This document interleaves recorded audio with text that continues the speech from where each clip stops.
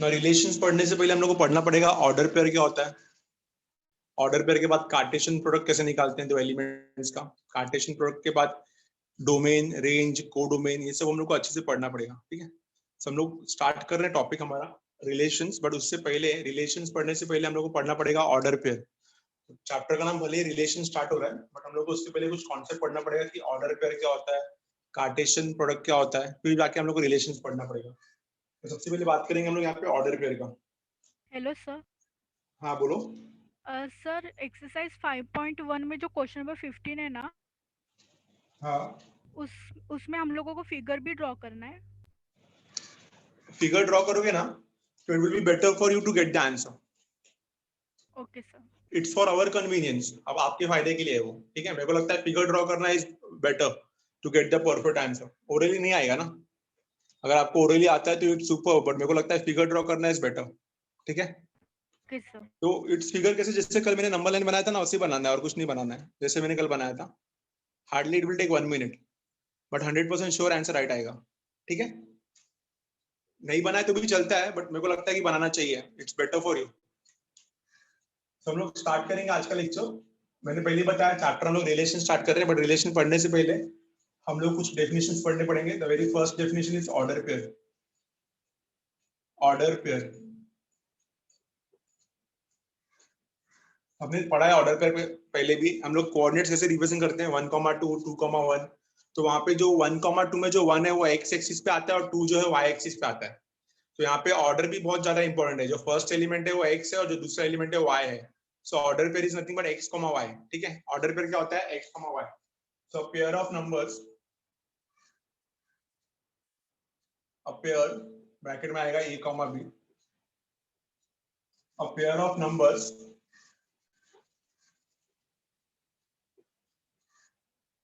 such that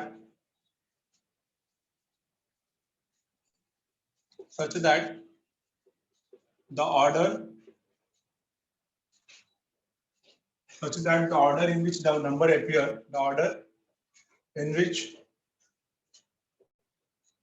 the number appear is important. A pair of numbers such that the order in which the number appear is important. कौन से order में appear हो रहा है, पहला ए बाद में बी।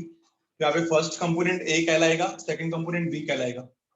ए कॉमा बी को आप बी कॉमा ए नहीं लिख सकते। ठीक है, ए कॉमा बी को आप बी कॉमा ए नहीं लिख सकते। A pair A comma B of numbers, a pair a comma b of numbers such that the order in which the number appear is important is called an order pair. Is called an order pair.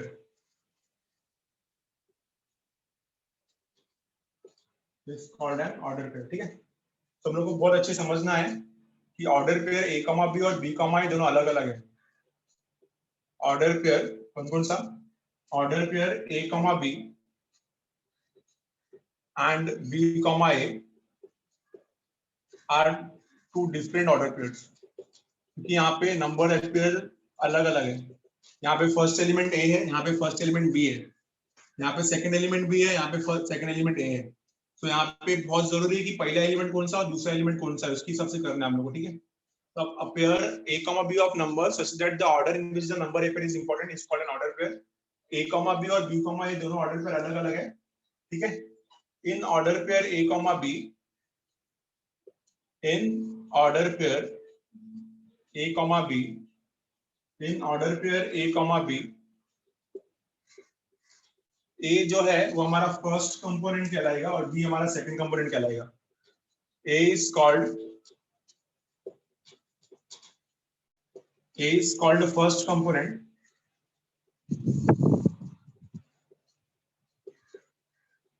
and b is called second component. a को हम लोग first component बोलेंगे और b को हम लोग second component बोलेंगे।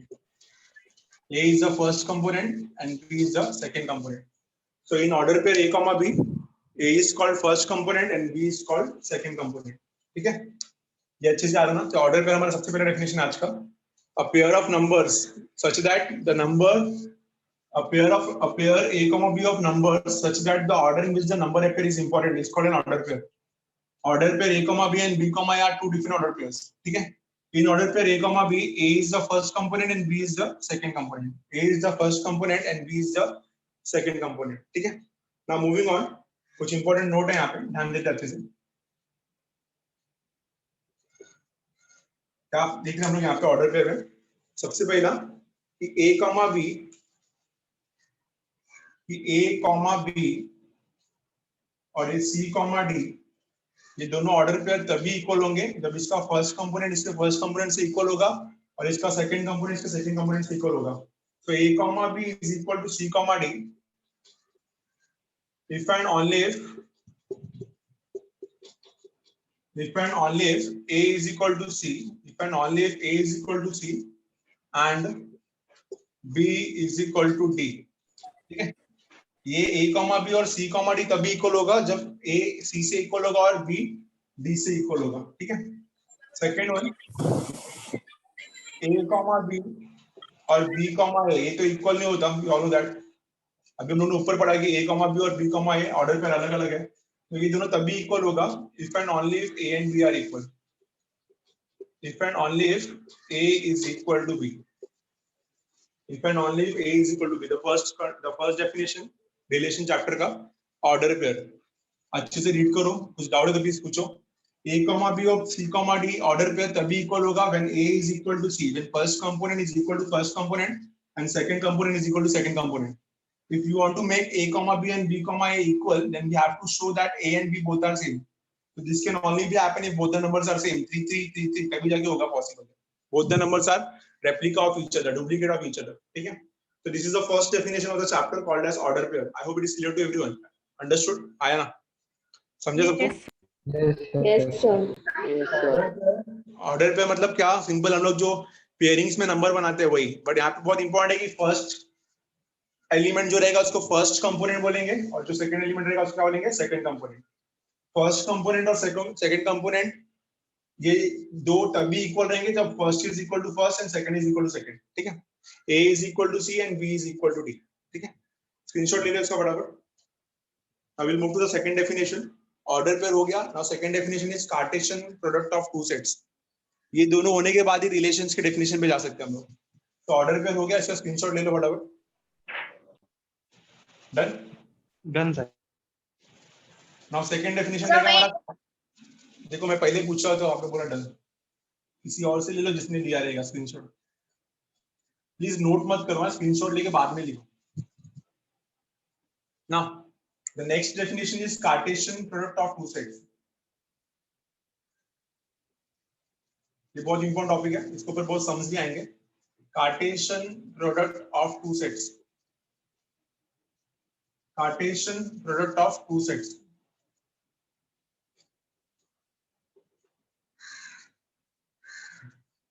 Cartesian product of two sets. तो यहाँ पे दो सेट्स पहले ए एंड बी बोलेंगे कि दोनों नॉन एम्प्टी सेट्स हैं. तो let A and B be two non empty sets. Let A and B be two non-empty sets. हाँ, A और B दो non-empty sets है. Then the Cartesian product of A and B. Then the Cartesian product of, let A and B be two non-empty sets. Then the Cartesian product of A and B. Then the Cartesian product of A and B is denoted by A cross B. Is denoted by A cross B and is defined as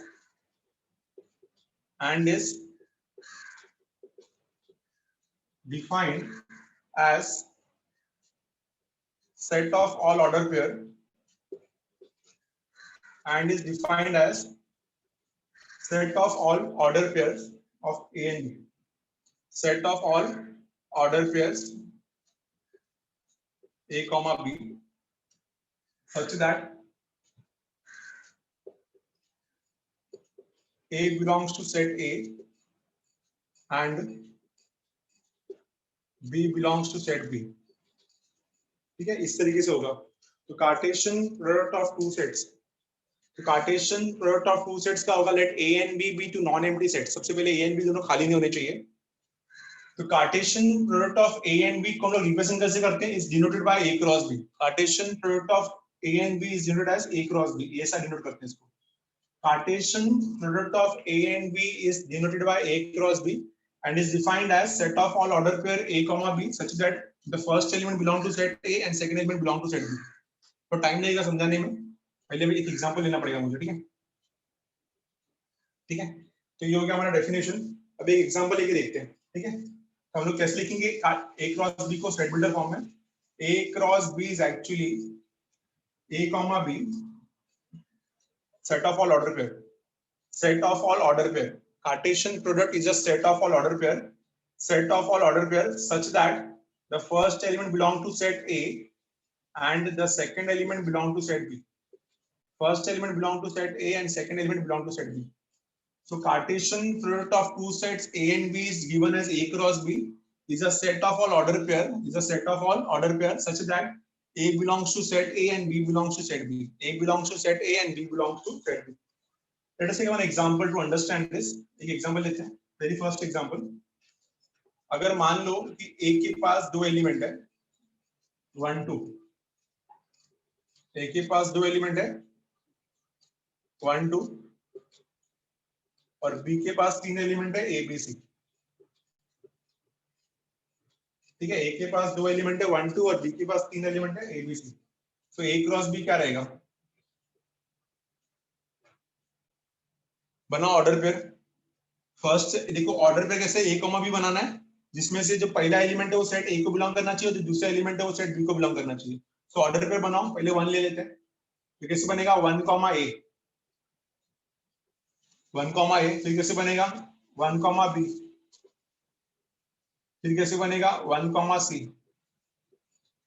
फिर कैसे बनेगा? 1 comma A 1 comma B 1 comma C हो गया. फिर क्या बनेगा? 2 comma A. फिर क्या बनेगा? 2 कॉमा B और फिर क्या बनेगा? 2 कॉमा C. ये हो गया आपका ऑर्डर पेयर. आप देख सकते हो इस ऑर्डर पेयर में जितने भी फर्स्ट एलिमेंट है 1 1 1 2 2 2 ये सेट A को बिलोंग करते हैं और जो सेकंड एलिमेंट है A B C वो सेट B को बिलोंग करते हैं. So this is a way of finding Cartesian product of two sets. बोलो समझ में आया ना? क्लियर है? Yes, sir. Yes, sir. अगर दोनों के दोनों सेट एम्प्टी हुए, if A is also a null set, अगर A भी null set हुआ और B भी null set हुआ, अगर A भी null set हुआ और या तो B भी null set हुआ, तो A क्रॉस B क्या रहेगा? अगर दोनों में से कोई भी एक null set हुआ, तो A क्रॉस B भी null set ही रहेगा. ठीक है, ये अच्छे से याद रखना. ठीक है, अगर A और B दोनों में से कोई भी एक null set हुआ, तो आपका A क्रॉस B भी null set रहेगा. आपका A क्रॉस B भी क्या रहेगा? null set. Take the screenshot first. Screenshot ले लो इसका फटाफट. Cartesian product of two sets. How we are going to remember the definition? Cartesian product of two sets is defined as A cross B. Is denoted as A cross B. Is a set of all order pair. Is a set of all order pair such that first element belong to set A and second element belong to set B. इसको नहीं समझा? Ribbon पूछो ना क्या doubt है? क्या नहीं समझा पूछो. ये डेफिनेशन देखो. Cartesian product of two sets. Cartesian product of two sets is denoted as A cross B. Is denoted as A cross B. Cartesian product of two sets is denoted as A cross B. Is a set of order pair. Order pair क्या रहेगा? A comma B. जहाँ पे जो order pair जब बनाओगे तो पहला element जो रहेगा वो सेट A से रहेगा और दूसरा एलिमेंट जो रहेगा वो सेट B से रहेगा. The element A belongs to set A and the element B belongs to set B. तो यहाँ पे एग्जांपल लिया देखो. A is a set with element 1 2 and B is a set with element 1 2 A B C. तो A के पास दो element है 1 2 और B के पास तीन एलिमेंट है A B C. अब हम लोग A क्रॉस B निकाल रहे हैं. तो A क्रॉस B में क्या बना रहे हैं हम लोग? ऑर्डर पेयर बनाएंगे. ऑर्डर पेयर इस तरीके से बनाएंगे कि पहला एलिमेंट A का होना चाहिए और दूसरा एलिमेंट B का होना चाहिए. तो बनाओ. What are the possibilities? पहला एलिमेंट A का 1 है, so 1 A, then 1 B, then 1 C. ठीक है, then वापस 2 A, then 2 B, then 2 C. So these are the possible order pairs we can get in this particular example. आप देख सकते हैं यहाँ पे जो पहला एलिमेंट है 1 1 1 2 2 2 ये ए को बिलोंग करता है. The first element belong to set A. और जो दूसरा एलिमेंट है ए बी सी ये बी को बिलोंग करता है. Understood now ribbon? अंडरस्टूड? और अगर ए और बी दोनों में से कोई भी नल सेट हुआ तो ए क्रॉस बी बनेगा ही नहीं. अगर ए और बी में से कोई भी खाली हुआ तो ऑर्डर पेयर बनेगा ही नहीं. और अगर ऑर्डर पेयर Hello, नहीं sir. बनेगा तो Cartesian product is null set. Sir I hope it's clear. बोलो. सर दैट्स नॉट मी, मैंने वो नहीं पूछा था, ये कोई और है मेरे नाम से. यार अभी ये कैसे आइडेंटिफाई करूं मैं?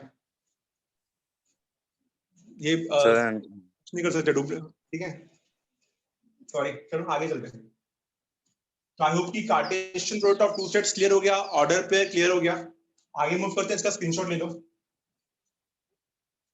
आप लोगों को यूनिक आईडी नहीं दिया है क्या ऐड करने के लिए? एनोनिमसली कोई भी आ सकता है. हटा रहा हूं इसको मैं ना आगे. आई होप कि स्क्रीनशॉट ले लिया इसका. हटा दूं इसको मैं. एवरीवन स्क्रीनशॉट ले लिया? I hope order pair is clear to everyone. Order pair हमारे टॉपिक का बहुत इंपॉर्टेंट टॉपिक है, क्योंकि हम लोग जब रिलेशंस पढ़ेंगे तो relation is a subset of Cartesian product. So order pair Cartesian product. देखो ऑर्डर पेयर से कार्टेशियन प्रोडक्ट बनाया, अब कार्टेशियन प्रोडक्ट से रिलेशन बनाएंगे. So what is the definition of relation? Relation का बहुत सिंपल सा डेफिनेशन है. It is a subset of Cartesian product. Cartesian product का जो आंसर आता है ना उसका सबसेट होता है वो. Relation is a subset of Cartesian product. इसलिए आप लोगों को कार्टेशियन प्रोडक्ट पढ़ाना बहुत जरूरी था. तो relation is nothing but is a subset of Cartesian product. Is a subset of Cartesian product. Relation is a subset of Cartesian product. But उससे पहले एक इंपॉर्टेंट नोट है यहाँ पे, ध्यान देना. ये मैं आपको बता के आपसे पूछूंगा, सबका ध्यान होना चाहिए नोट पे. मान लो कि ए एंड बी दो फाइनाइट सेट है. Let A and B be two finite set.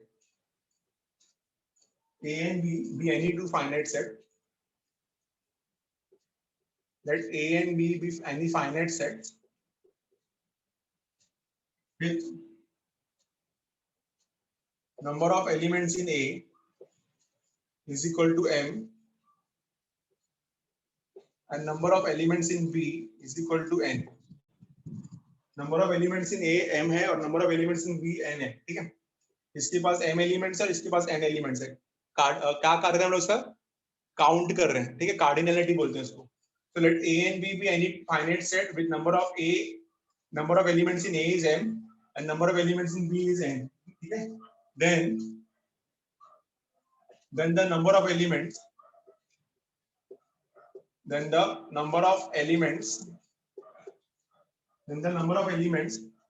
in A cross B. I hope you all know that A cross B is Cartesian product. Then the number of elements in A cross B is given by उसके Cartesian product में कितने element रहेंगे? When the number of elements in A cross B is given by Mn. अभी पिछले वाले example में देखो A के पास दो एलिमेंट. जस्ट नोट वापस सिखाओ ना. हाँ मैं बता रहा हूँ वापस. नेट इशू था इसलिए. क्या हो गया फिर से बोलो प्लीज. नोट वापस बताओ ना जरा सर प्लीज. नोट ये नेट इशू है. पूरा बता रहा हूँ सुनो. हाँ, क्वेश्चन है मेरा कि अगर A के पास दो एलिमेंट है और B के पास तीन एलिमेंट है, तो A क्रॉस B के पास कितने एलिमेंट है? This is what we are trying to understand in a note. तो A के पास अगर दो एलिमेंट है और B के पास तीन एलिमेंट है, तो A क्रॉस B के पास कितने एलिमेंट होगा? कभी अच्छे से पढ़ो, एक बार सिर्फ पढ़ने की जरूरत है. Let A and B be any finite set. Finite क्यों नहीं पता ना, क्योंकि दोनों में से कोई भी एक इनफिनिट हुआ तो काउंट ही नहीं कर पाएंगे. अगर A और B फाइनाइट सेट है और अगर number of elements in A M है और number of elements in B N है, A के पास M एलिमेंट्स है और B के पास N एलिमेंट्स है, तो A क्रॉस B के पास कितने एलिमेंट रहेंगे? Mn. कितने एलिमेंट रहेंगे? Mn. इन दोनों को एलिमेंट्स को मल्टीप्लाई करने का. जैसे कि यहाँ पे देखो A के पास दो एलिमेंट है, B के पास तीन एलिमेंट है, तो A क्रॉस B के पास कितने एलिमेंट रहेंगे? 6 एलिमेंट. पढ़ा था हमने कैसे? 1, A 1, B 1, C 2, A 2, B 2, C. 6 order pair को 6 एलिमेंट बोल रहे हैं. तो ये बताने की कोशिश कर रहा था मैं नोट में कि if the number of elements in set A is M and the number of elements in set B is N, then the number of elements in A cross B is Mn. ठीक है, number of elements in A cross B is Mn. तो example लेके आपसे पूछता हूँ, आप बताओगे मुझे. एग्जांपल लेता हूँ, यहाँ पे ध्यान दो. आप मुझे बताओ कितना आंसर रहेगा इसका. एग्जांपल में अगर मेरे पास A के पास 1 2 3 तीन एलिमेंट है A के पास, और बी के पास 4 एलिमेंट है, 1 2 3, ये ले लिया, चलो ठीक है। बी के पास भी 3 एलिमेंट है, ए के पास 3 एलिमेंट है, बी के पास 3 एलिमेंट है। क्वेश्चन बोल रहा है find the number of elements, में नंबर शॉर्ट में लिखता हूँ एनो, find the number of elements in Cartesian product, find the number of elements in A cross B. बोलो कितना आएगा? 9. बहुत ही सिंपल है, कैसे पता चला? नंबर ऑफ ए कितना है? नंबर ऑफ ए एम, तो यहाँ पे कितना है? नंबर ऑफ ए 3, और नंबर ऑफ बी कितना है? नंबर ऑफ बी यहाँ पे n, यहाँ पे कितना है? यहाँ पे भी 3 है।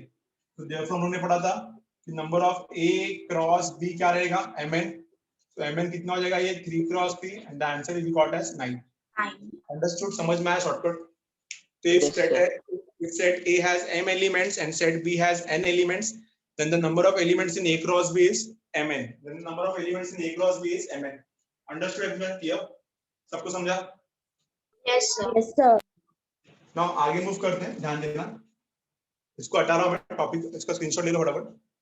ये सब नोट अच्छे से याद रखना। पावर सेट में भी हम लोगों ने पढ़ा था 2n, और यहाँ पे हम लोगों ने पढ़ा mn, तो अच्छे से ध्यान रखना है, सब कंफ्यूज नहीं होना चाहिए, ठीक है? अच्छा, जो आप काउंट करते हो ना एलिमेंट्स को, उसको बोलते हैं cardinality of sets. The number of elements in a set is known as cardinality of sets. समझो ए के पास 4 एलिमेंट है, 1 2 3 4, तो पूछा जाएगा find the cardinal number. So cardinal number is nothing but cardinality of sets. लिख लेना किधर पे, कार्डिनलिटी हाइफन देके लिखो, number of elements in a set. Note कर लो अच्छे से, कार्डिनलिटी मतलब क्या होता है? Number of elements in a set. Cardinality of a set, cardinality मतलब क्या होता है? Number of elements in a set, n of A, number of elements in a set, इसको बोलते हैं हम लोग कार्डिनलिटी, कार्डिनल नंबर, ठीक है? याद रखना, number of elements in a given set, ठीक है? तो नेक्स्ट डेफिनेशन रहेगा हमारा Cartesian product of set with itself. Cartesian product of set with itself, Cartesian product of set with itself.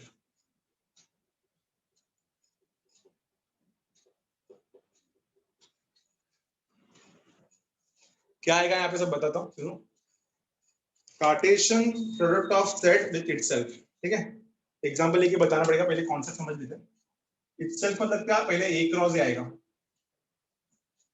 So a cross ए क्या होगा? a cross A is actually a square, ठीक है? तो इसका आंसर कैसे आएगा देखो, इसका सेट कैसे बनेगा?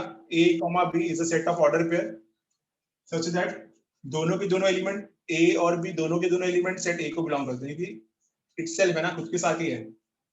तो यहाँ पे ऑर्डर पेयर इक्वल भी हो जाएगा आपका, ठीक है? a cross a, Cartesian product of set with itself, तो a cross a is a square. a square कितना आएगा आपका? a, b such that a, b belongs to set है, a, b belongs to set है, ठीक है? Same जगह मैं यहाँ पे a क्यूब लिखना चाहूँ, सो ए क्यूब कितना रहेगा? ए क्यूब रहेगा आपका ए क्रॉस ए, 3 एलिमेंट आ जाएंगे, 3 बार कार्टेशियन प्रोडक्ट लगेगा। क्या आएगा इसके आंसर अंदर? इसके अंदर आंसर आएगा a, b, c, 3 एलिमेंट्स का ऑर्डर पेयर बनेंगे। कंडीशन a, b, c तीनों की तीनों किसको बिलोंग करते हैं? सेट ए को। a, b, c belongs to set A, ठीक है? इसको बोलते हैं हम लोग Cartesian product of set with itself. अपना सेट खुद के साथ ही कार्टेशियन प्रोडक्ट बना रहा है। A12, तो वापस A12, वापस A12। मैं आपको एग्जांपल देके समझाता हूँ, आई होप कि ये समझ में आए। तो A cross A will A square and A cross A is A cube. तो जब A स्क्वायर रहेगा तो A, B ऑर्डर पे बनेगा, और जब A क्यूब रहेगा तो A, B, C ऑर्डर पे बनेगा। इसको समझने के लिए एग्जांपल लेते हैं, जैसे एग्जांपल ध्यान देना बोर्ड पे। मान लो कि मैंने यहाँ पे एक एग्जांपल ले लिया, एक सेट ले लिया A इज इक्वल टू 1 2। अब मुझे यहाँ पे फाइंड करना है A क्रॉस A और फिर A क्रॉस A। पहला मुझे फाइंड करना है a क्रॉस a और बाद में मुझे फाइंड करना है a क्रॉस a। तो पहले हम बात करते हैं यहाँ पे a स्क्वायर का। तो पहले a स्क्वायर निकालते हैं, तो a स्क्वायर कैसे आएगा? a cross a। Now a cross a guys आपको पता है कितने एलिमेंट आएंगे? a में 2 एलिमेंट, फिर से a में 2 एलिमेंट, तो कितने आएंगे एलिमेंट? a क्रॉस a में 4 एलिमेंट आएंगे। एग्री करते हो मेरे साथ? Yes, sir. ये 4 एलिमेंट कैसे आएंगे? सुनो, आपको अगर डाउट होता है ना तो आप इसको एक बार फिर से लिख लिया करो, ए को एक बार फिर से लिख लिया करो, it will be better to get the answer. एक बार फिर से लिख लो इसको, ठीक है? अब सुनो, ध्यान देना। तो कैसे बनेगा A cross A? First element with first element 1,1, first element with second 1,2, second element with first 2,1, second element with second 2,2. बोलो समझा कि नहीं समझा? A cross A Cartesian product of set with itself. बोलो समझा? आया ना? I need confirmation. समझा सबको ये पक्का? Yes sir. हाँ सर. ठीक है. अब आते हैं हम लोग अगला ए क्यूब पे. अब ए क्यूब क्या रहेगा? ए क्यूब रहेगा आपका ए क्रॉस ए. ये हो गया आपका ए क्यूब. अब ए के पास भी दो एलिमेंट है, ए के पास भी दो एलिमेंट है, ए के पास भी दो एलिमेंट है. 2 into 2 into 2 कितने आएंगे एलिमेंट्स? 8 एलिमेंट्स आएंगे. कितने एलिमेंट्स? 8. तो कैसे करोगे? सुनो, ये 1 को पहले चारों से ले लो, फिर 2 को चारों से ले लो. ठीक है. तो पहले इस 1 देखो, ए को अगर ए क्रॉस ए से मल्टीप्लाई किया, अगर ए को ए क्रॉस ए से मल्टीप्लाई किया तो ट्रिपल ए आ जाएगा ना. तो हम लोग यहाँ पे फर्स्ट एलिमेंट ए ले रहे हैं और सेकंड एलिमेंट ए क्रॉस ए ले रहे हैं. फर्स्ट एलिमेंट हम लोग ए ले रहे हैं और सेकंड एलिमेंट हम लोग ए क्रॉस ए ले रहे हैं. फर्स्ट एलिमेंट ए रहेगा हमारा और सेकंड एलिमेंट रहेगा ए क्रॉस ए. चलो ले लो, जोड़ी बनाओ. तो 1 को 1 1 के साथ क्या आएगा? Very first element is 1 1 1. ठीक है. पहला एलिमेंट 1 1 1. फिर उसके बाद 1 को 1 2 से ले दो, तो 1 1 2. फिर 1 को 2 1 से ले दो, 1 2 1. फिर 1 को 2 2 से ले लो, तो 1 2 2. ठीक है. फिर अभी 1 का सबके साथ हो गया, अभी 2 के साथ आ जाओ. फिर 2 के साथ आया तो क्या होगा? 2 के साथ आया तो 2 1 1. फिर 2 के साथ आया तो 2 1 2. फिर 2 के साथ आया तो 2 2 1. फिर 2 के साथ आया तो 2 2 2. क्लियर है? क्लास समझा? आया ना? Yes sir. Cartesian product of set with itself. सबको क्लियर हो गया अच्छे से? Everyone understood? Yes, आई sir. होप क्लियर है. ठीक है. एक बार देख लो, इसका स्क्रीनशॉट ले लो फटाफट. तीन डाल लेता हूं मैं फटाफट. एक बार स्क्रीनशॉट ले लो. तो हमने दो टॉपिक क्या है यहाँ पे? Order pair, Cartesian product and Cartesian product of set with itself. Cartesian product of set with itself.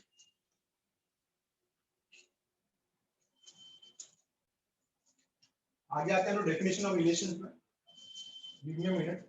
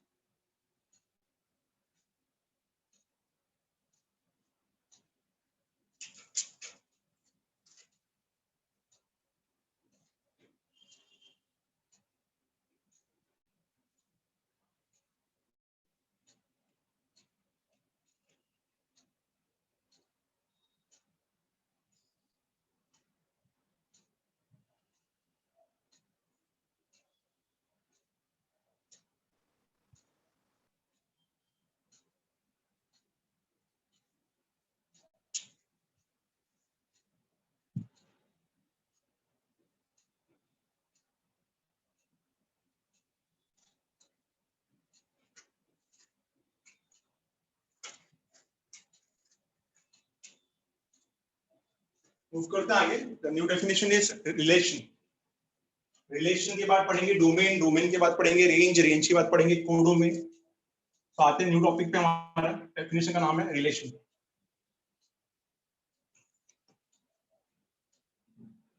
ध्यान होगा सबका. ठीक है.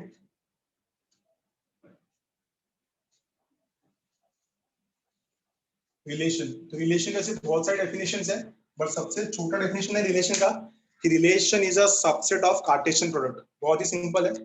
हम लोग यही लिखाते हैं हर बार, relation is a subset of Cartesian product.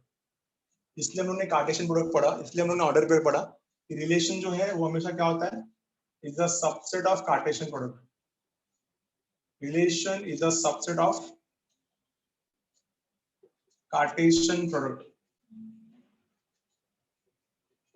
और कार्टेशियन प्रोडक्ट होता क्या है? A cross B. तो relation is a subset of Cartesian product. याद रखना आपको अच्छे से. ठीक है.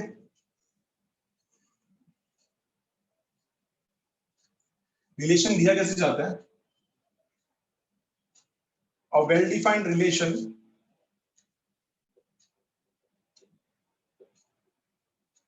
a well-defined relation between elements of A and B, between elements of A and B, a well-defined relation between elements of A and B is given by A relation B. ऐसा लिखते हैं हम उसको. A well-defined relation between elements of A and B is given by A relation B. Is given by A relation B. जहाँ पे जो पहला element है वो सेट A को बिलोंग करता है और जो दूसरा एलिमेंट है वो सेट B को बिलोंग करता है. Where A belongs to set A and B belongs to set B. So a well-defined relation between elements of A and B is given by A relation B. Is given by A relation B. जहाँ पे first element A को set A को belong करता है और second element B जो है वो सेट B को बिलोंग करता है. ठीक है. तो relation is nothing but is a subset of Cartesian product. Is a subset of Cartesian product. Relation is a subset of Cartesian product. I hope it is clear. आपको समझ में आ रहेगा relation के बारे में थोड़ा बहुत. So how we are going to define relation? A relation is a subset of Cartesian product. A relation is a subset of Cartesian product. एक एग्जांपल लेके समझते हैं. डेफिनेशन क्लियर हो गया. एक एग्जांपल लिखते हैं यहाँ पे. ध्यान देना. मान लो कि यहाँ पे एक सेट है. A is a set with element 1 2 3 4 5. A is a set with element 1 2 3 4 5. 5 element है सेट A के पास. और B एक सेट है. And B is a set with elements 1 4 5. A एक सेट है with element 1 2 3 4 5 और B एक सेट है with element 1 4 5. Now relation क्या है यहाँ पे? यहाँ पे हम लोग ले रहे हैं let R be the relation. Let R be a relation. Let R be a relation such that x comma y belongs to real number implies x is less than y. ये रिलेशन है x y से छोटा होना चाहिए. ठीक है. तो यहाँ पे जो रिलेशन है let R be a relation such that x comma y belongs to relation. x comma y जो है x comma y belongs to relation implies x is less than y.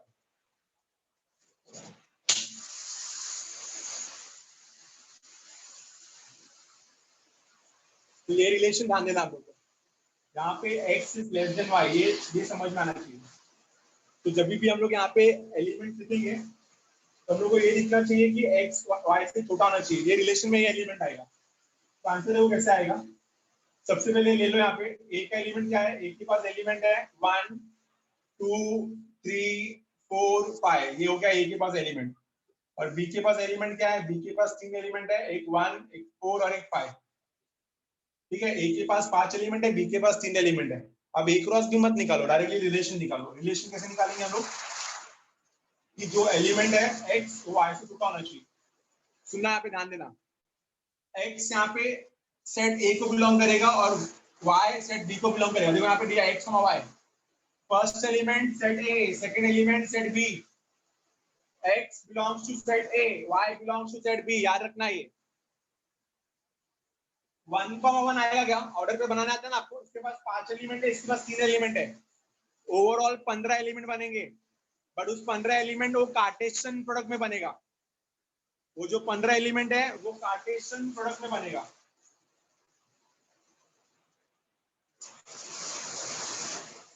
But उस 15 एलिमेंट में कौन कौन सा element ये relation देगा वो हम लोग को चाहिए. The first element must be smaller than the second element. तो 1,1 नहीं चलेगा. 1,4 चलेगा क्योंकि first element is less than second element. 1,4. 1,5 चलेगा यस क्योंकि first element is less than second element. 2,1 नहीं चलेगा. 2,4 चलेगा. First is less than second. 2,5 चलेगा. 3,1 नहीं चलेगा. 3,4 चलेगा. 3,5 चलेगा क्योंकि first is less than second. 4,1 नहीं चलेगा. 4,4 नहीं चलेगा. 4,5 चलेगा. This is answer. 5,1 5,4 5,5 नहीं चलेगा. तो हम लोग को क्या किया हम लोग ने कार्टेशियन प्रोडक्ट में से ही आंसर निकाला है। ये जो 1 1 1 4 1 5 2 1 2 4 2 5 जो है क्या है, ये कार्टेशियन प्रोडक्ट है ना। तो आपका जो आंसर आया वो कार्टेशियन प्रोडक्ट से आया। Relation is a subset of Cartesian product. Relation is a subset of Cartesian product. बोलो आया ना, समझ में आया कि नहीं एवरीवन? यस सर, समझा। Yes sir. क्लियर है सबको एवरीवन? कार्टेशियन रिलेशन समझ में आया? Yes sir. अब यहीं से डेफिनेशन बनाएंगे हम लोग डोमेन, रेंज और कोडोमेन का। तो रिलेशन में जो फर्स्ट एलिमेंट होता है ना 1 1 2 2 3 3 4, जो रिलेशन का फर्स्ट कंपोनेंट होता है उसको डोमेन बोलते हैं। जो रिलेशन का सेकंड कंपोनेंट होता है 4 5 4 5 4 5 5, रिपीटेशन नहीं आना चाहिए। जो सेकंड कंपोनेंट होता है उसको रेंज बोलते हैं। तो रिलेशन के अंदर जो फर्स्ट कंपोनेंट होता है उसको बोलते हैं डोमेन। रिलेशन के अंदर जो सेकंड कंपोनेंट होता है उसको बोलते हैं रेंज। आप सबने पढ़ा रहेगा ट्रिग्नोमेट्री में, x, y, एक्स एक्सिस पे डोमेन मिलता है और y एक्सिस पे रेंज मिलता है। सेम वे जो फर्स्ट कंपोनेंट रहेगा वो आपको देगा डोमेन, और जो सेकंड कंपोनेंट रहेगा वो देगा आपको रेंज। कहाँ पे? रिलेशन में। कहाँ पे? रिलेशन में। In the relation the first component is called as a domain and the second component is called as a range. इसका स्क्रीनशॉट लो, आगे बताता हूँ। एक स्क्रीनशॉट।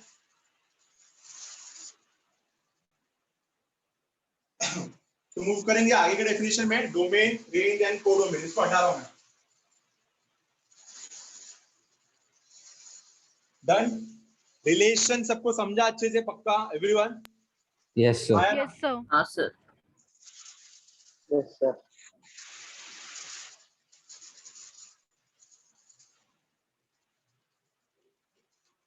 तो नेक्स्ट डेफिनेशन है हमारा domain.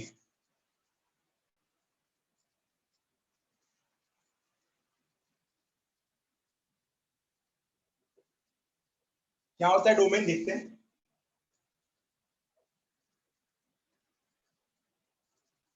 The set of all first component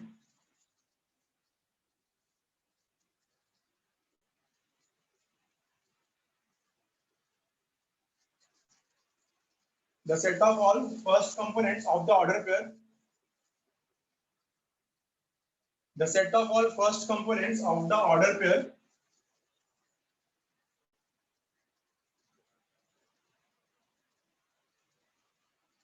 in a relation R। अभी बताया मैंने आपको।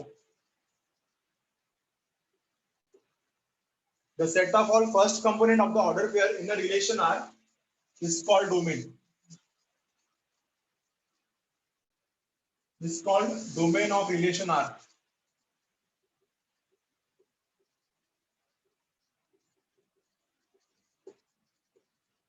This is called domain of relation R.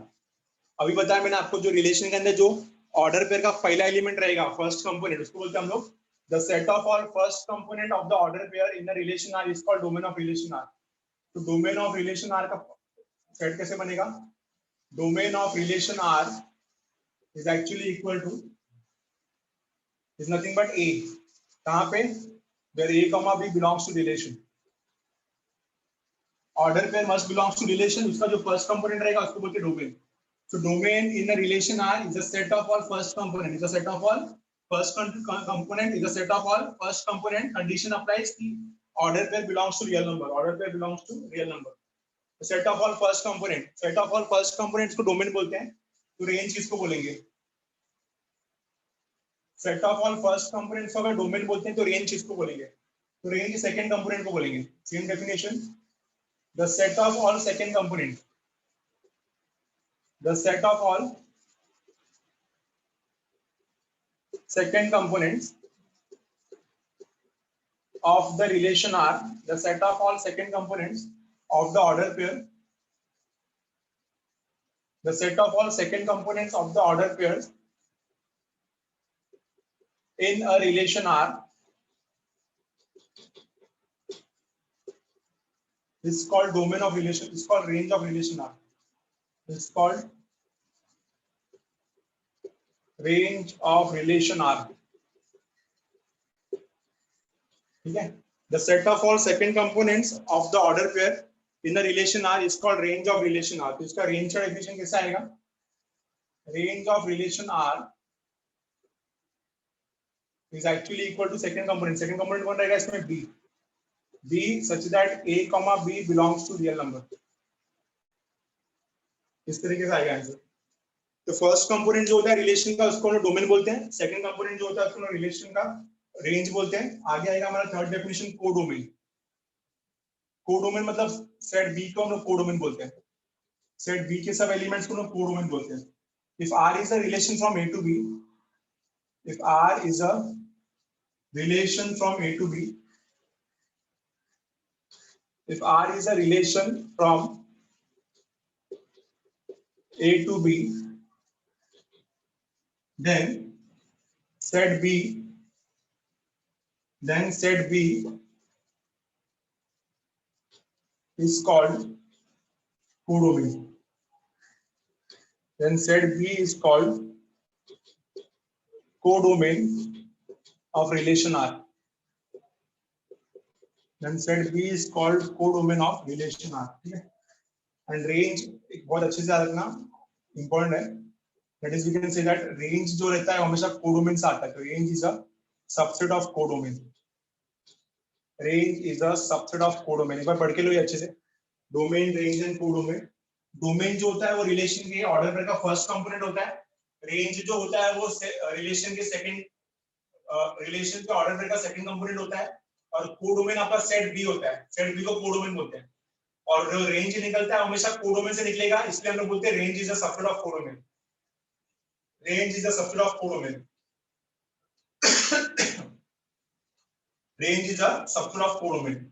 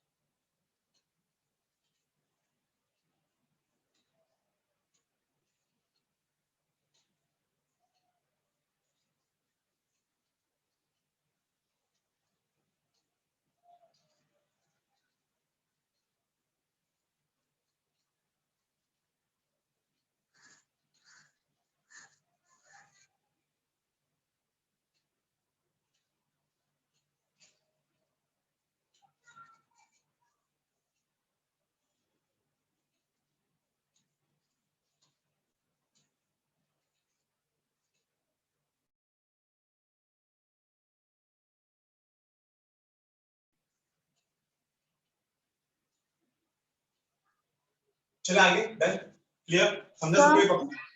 बोलो. You said range is a subset of code. हाँ. So can you give an example?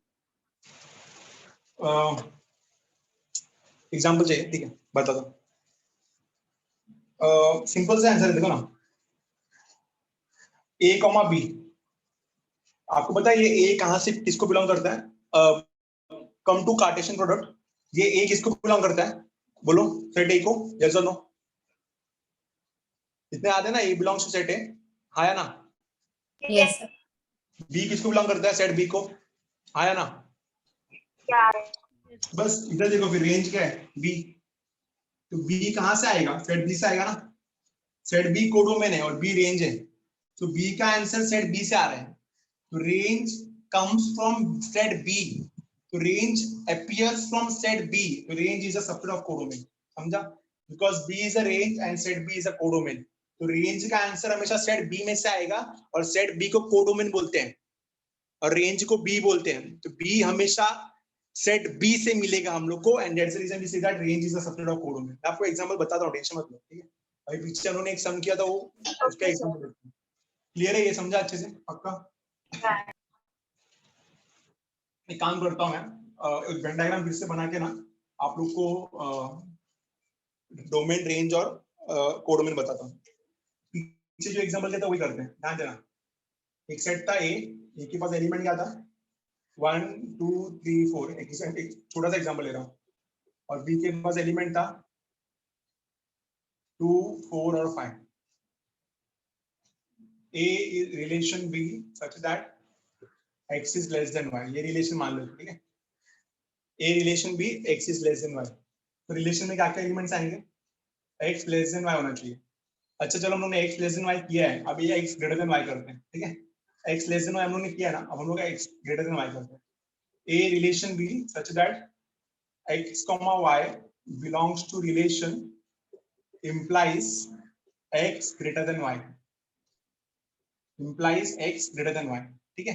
अब बनाओ यहाँ पे ग्रेटर देन y, 1,2 नहीं चलेगा क्योंकि ग्रेटर देन 1 है, 1,4 नहीं चलेगा, 1,5 नहीं चलेगा, 2,2 नहीं चलेगा, 2,4 नहीं चलेगा, 2,5 नहीं चलेगा, ठीक है। यहाँ पे तो यार सब ऐसे ही हो जाएंगे, एक भी एलिमेंट नहीं आएगा फिर तो। 1 2 3 4 1 2 3 यहाँ पे ले लिया 1 2 3 4, यहाँ पे ले लिया 1 2 3, ठीक है। सो 1 1 नहीं चलेगा, 1 2 नहीं चलेगा, 1 3 नहीं चलेगा, 2 1 नहीं चलेगा, 2 2 नहीं चलेगा, 2 3 नहीं चलेगा, 3 1 3 2 3 3 x इक्वल टू y लिखा बेटा, ठीक है। तो x इक्वल टू y में क्या आएगा, 1,1, x और y इक्वल है, ठीक है। x इक्वल टू y 1,1 है, 1 2 है क्या, 1 3 है क्या, नहीं, 2 2 1 है, नहीं 2 2 है, हाँ 2 2 भी आएगा, 2 2 इक्वल है, 2 3 है, नहीं 3 1 3 2 नहीं, 3 3 है, यस 3 3 है, ठीक है। ये तीन एलिमेंट्स आ गए, तो ये बन जाएगा आपका वेन डायग्राम में सेट ए और ये बन जाएगा वेन डायग्राम में सेट बी। नाउ इसके अंदर हम लोग एलिमेंट्स कितने, 4 है, तो 4 एलिमेंट्स किस लिखेंगे, 1 2 3 4, ये 4 एलिमेंट्स। इधर पे 3 एलिमेंट, 1 2 और ये 3 एलिमेंट, ठीक है। अब रिलेशन बनाओ 1 1, तो पहला बनेगा रिलेशन ऐसा 1 1, फिर क्या बनेगा 2 2, तो दूसरा बनेगा 2 2, फिर क्या बनेगा 3 3, तो ये बनेगा 3 3, ये बन गया आपका रिलेशन बन गया। अब आपको पता है डोमेन क्या होता है, रिलेशन का सब पहला एलिमेंट, तो डोमेन क्या आएगा, रिलेशन का फर्स्ट कंपोनेंट, तो रिलेशन का फर्स्ट कंपोनेंट क्या है 1 2 3, तो रिलेशन का फर्स्ट कंपोनेंट क्या रहेगा 1 2 3। फिर रेंज क्या होता है, रेंज होता है रिलेशन का सेकंड कंपोनेंट, तो सेकंड कंपोनेंट में कौन है, यहाँ पे देखो 1 2 3 1 2 3, और इसका कोडोमेन भी क्या रहेगा, सेट बी के सब एलिमेंट्स को हम लोग कोडोमेन बोलते हैं, सेट बी का सब एलिमेंट क्या रहेगा, क्या रहेंगे 1 2 3, थोड़ा समझा कि इसका आंसर सुना है, तो समझा थोड़ा बहुत,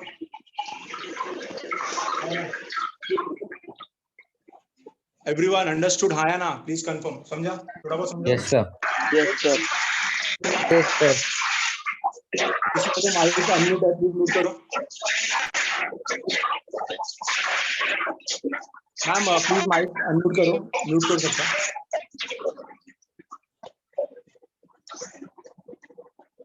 ठीक है। तो आगे मूव करते हैं, डोमेन हो गया, रेंज हो गया, कोडोमेन हो गया। वैष्णवी आगे मूव करते हैं हम लोग, कुछ सम्स पे चलते हैं अभी, तो बहुत हम लोग ने कर लिया, कुछ सम्स देखते हैं एक्सरसाइज से, एक्सरसाइज से कुछ सम्स हम लोग कर सकते हैं क्या, एक्सरसाइज 5.2,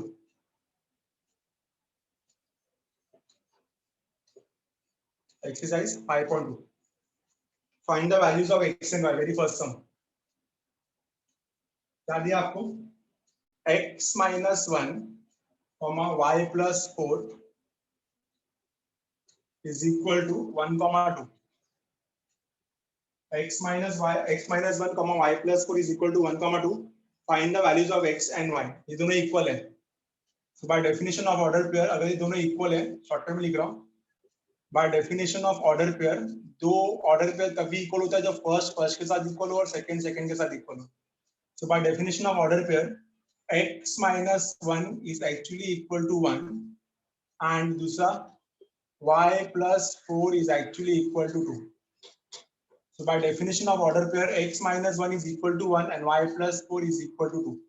So therefore यहाँ से आंसर कितना मिलेगा, x is equal to 2 और यहाँ से कितना मिलेगा and y is equal to minus 2. This is the answer. ठीक है, वेरी सिंपल सम, कुछ नहीं था इसमें, सेम ही आपका सेकंड सम है, आप लोग खुद से ट्राई कर लेना, वो सेकंड सम सबको आता है वो, ठीक है। बोलो सेकंड आंसर कितना आएगा, x एंड y बताओ, सेकंड में कितना आएगा, बाय डेफिनेशन ऑफ ऑर्डर पे लगाओ, x एंड y बताओ, क्या दिया यहाँ पे, x plus 1 by 3 comma y by 3 minus 1 is equal to half comma 3/2, half comma 3/2। Find x and y, निकालो फटाफट। कितना आएगा आंसर बताओ, एक्स एंड वाई कितना आएगा? Bye definition of order pair लगाओ, x plus 1/3 is equal to half, y/3 minus 1 is 3/2।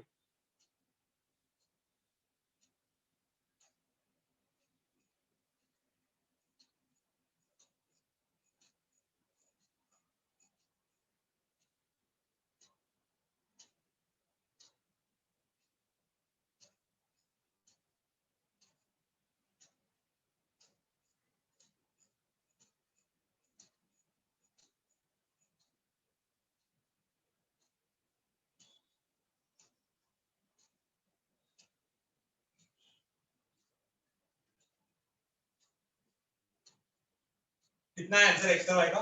X कितना मिला? सर x का वैल्यू सर आया 1/6 और y का वैल्यू 15/2।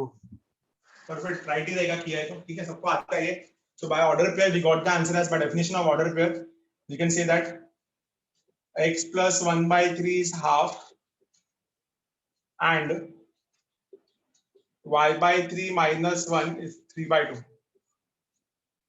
ठीक है, तो सॉल्व करके आपको आंसर आ जाएगा इसका, आराम से सॉल्व कर लो। मेरे को लगता है कि क्वेश्चन नंबर 1 और क्वेश्चन नंबर 2 क्लियर है सबको, कुछ नहीं था इसमें, ऑर्डर पेयर लगाया सिर्फ bye definition of order pair.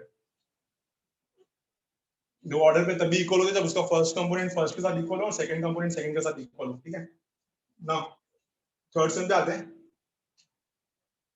ध्यान देंगे सब लोग। थर्ड सम में हम लोग को ना दो सेट दिया है, एक सेट दिया है ए के अंदर एलिमेंट दिया है A B C, A comma B comma C, ये ए के अंदर दिया है, और दूसरा एलिमेंट दिया है बी, और बी के अंदर एलिमेंट दिया है x y. We got two set, एक ए दिया ए बी सी और दूसरा दिया एक्स वाई, और चार चीज निकालने के लिए बोला है, A cross B cross A cross A B cross B. तो पहले बात करते हैं हम लोग ए क्रॉस बी निकालने का। तो ए क्रॉस बी कैसे निकालेंगे? कार्टेशियन प्रोडक्ट निकाल रहे हैं हम लोग, सब लोग का ध्यान होना चाहिए। क्या निकाल रहे हैं हम लोग? Cartesian product.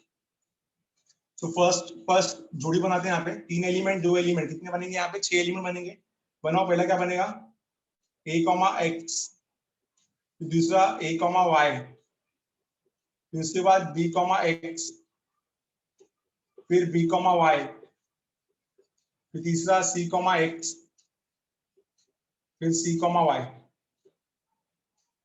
ये बन गया आपका ए क्रॉस बी। ठीक है, अब ए क्रॉस बी के बाद आपको दूसरा बनाना है बी क्रॉस ए। तो बी क्रॉस ए कैसे बनेगा? बी क्रॉस ए, तो पहला एलिमेंट बी का आएगा, बाद में ए का आएगा। तो बी क्रॉस ए क्या बनेगा? एक्स कॉमा ए, फिर एक्स कॉमा बी, फिर एक्स कॉमा सी, एक्स का हो गया, वाई के साथ आ जाओ, फिर वाई कॉमा ए, फिर वाई कॉमा बी, फिर वाई कॉमा सी। ठीक है, ये हो गया हमारा बी क्रॉस ए। क्लियर है इतना? फिर अब बात करेंगे हम लोग ए क्रॉस ए का। A cross A Cartesian product of set with itself, A cross A. ठीक है, तो ए क्रॉस ए में कितने एलिमेंट आएंगे? 9 एलिमेंट आएंगे। कैसे? तीन एलिमेंट ए में ही था, तो एक एबीसी आपको चाहिए तो आप दो बार लिख लो उसको करने के लिए, एबीसी। तो पहला क्या बनेगा? ए कॉमा ए, फिर ए कॉमा बी, फिर ए कॉमा सी। अब ए का सबके साथ हो गया, बी के साथ आते हैं, फिर बी कॉमा ए, फिर बी कॉमा बी, फिर बी कॉमा सी, फिर अब सी के साथ आते हैं, तो क्या आएगा? सी कॉमा ए, सी कॉमा बी, और फिर सी कॉमा सी। ये हो गया ए क्रॉस ए। ठीक है, नेक्स्ट एलिमेंट पे आते हैं बी क्रॉस बी पे। तो बी क्रॉस बी क्या बनेगा देखो, तो B cross B x y, फिर वापस एक्स वाई, तो क्या बनेगा? पहला एलिमेंट एक्स कॉमा एक्स, फिर दूसरा एलिमेंट एक्स कॉमा वाई, फिर तीसरा एलिमेंट वाई कॉमा एक्स, और फिर चौथा एलिमेंट वाई कॉमा वाई। ठीक है, बोलो समझा ये सबको? एवरीवन आया ना? क्लियर है? यस चलो फोर्थ पर सॉल्व करो। Yes sir. सर। फोर्थ में आपको पी दिया है 1 2 3, पी दिया आपको 1 2 3, और क्यू दिया आपको 14। सॉल्व करो, पी क्रॉस क्यू और क्यू क्रॉस क्यू मांग रहा है। P क्रॉस Q और Q क्रॉस P मांग रहा है।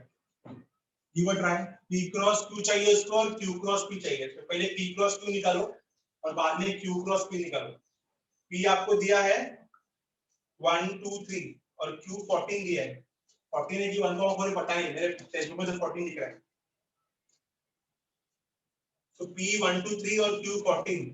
Find sets P cross Q and Q cross P.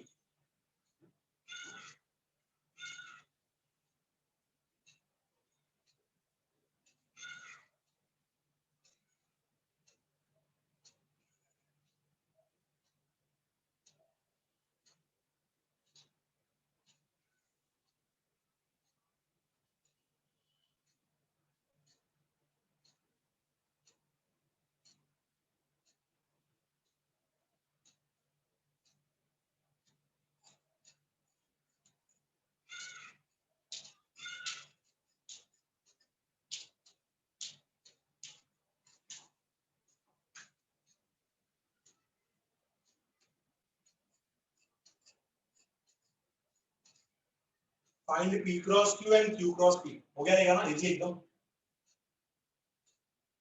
ठीक है, तो पहले क्या करना है, ये 14 है कि 1 4 है? मेरे टेक्स्ट बुक में तो 14 दिख रहा है, आप लोग के टेक्स्ट बुक में भी 14 ही है क्या? Yes sir. 14, ठीक है। तो पहले हमको P क्रॉस Q चाहिए। तो P क्रॉस Q कैसे मिलेगा? पहले P बाद में Q, तो क्या आएगा P क्रॉस Q में 1 14 देन 2 14 एंड देन 3 14, जो हो गया आपका P क्रॉस Q। फिर आपको अगला क्या बोला है, Q क्रॉस P। तो Q क्रॉस P क्या रहेगा?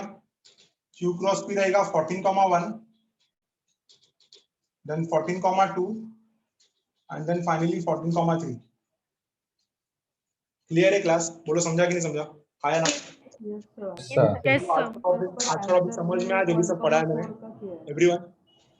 हाँ, हम लोग ने आते देखिए ऑर्डर पेयर समझा रहेगा। Cartesian product of two sets, फिर हम लोग ने देखा Cartesian product of a set with itself, फिर रिलेशन से हम लोग ने निकाला डोमेन, रेंज एंड कोडोमेन।